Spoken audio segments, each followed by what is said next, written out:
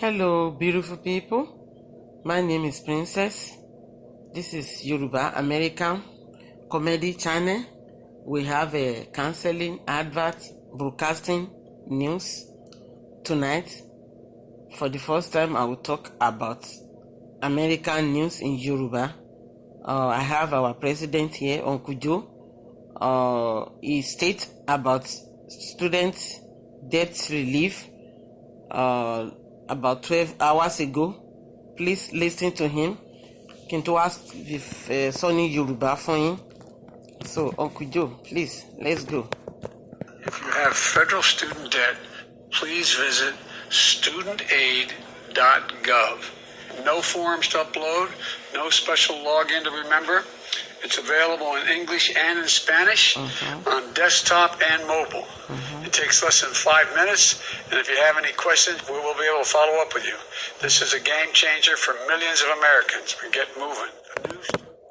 Okay, so when you tẹ́ bá ní student loan debt, tẹ́ ní àwọn gbèsè tẹ́ ń jẹ nígbà tí ẹ wà ní ilé ìwé, wọ́n ní sin àsìkò ti wá láti kàn dáríjì kàn mú gbèsè yẹn kúrò.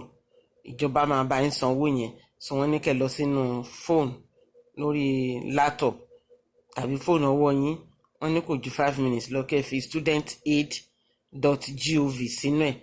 Wọ́n ní tẹ́ bá dẹ̀ ti fill ẹ̀ tán, wọ́n ní tẹ́ bá ní ìbéèrè kẹ́ béèrè pé wọ́n wà àǹfààní wà fún yín láti dá yín lóhùn nǹkan tẹ́ bá fẹ́.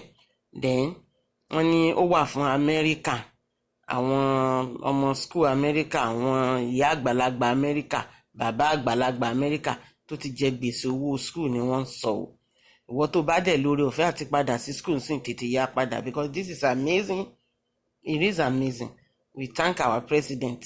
Is aláàánú ọkùnrin gan, bàbá ni wọ́n jẹ́ fún wa, and we appreciate him so much. So please go and do it right away before although kò lè due now, because ó ti sọ yín sìn ó máa wà rẹpẹtẹ for some time, and everybody will beneficial from it. So congratulations for all everybody that jẹ gbèsè sílẹ̀ rẹpẹtẹ, gbèsè rẹpẹtẹ. Eléyìí ó ṣe gàrí ẹ̀bà gbèsè náà pé eléyìí o, so wọ́n dẹ̀ máa bá wa san. Thank God for that. Thank you, Mr. President. We love you. God bless America.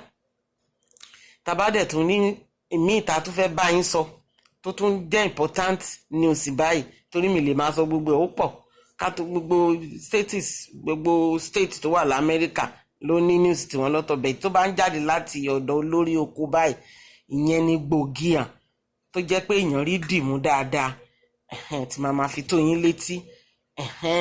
So bó ṣe jẹ́ nìyẹn ẹ̀yin èèyàn mi, èmi ni ọmọ yín Princess. So ó dàárọ̀, àjíláyọ̀, orun rè o, ó tún dọ̀la.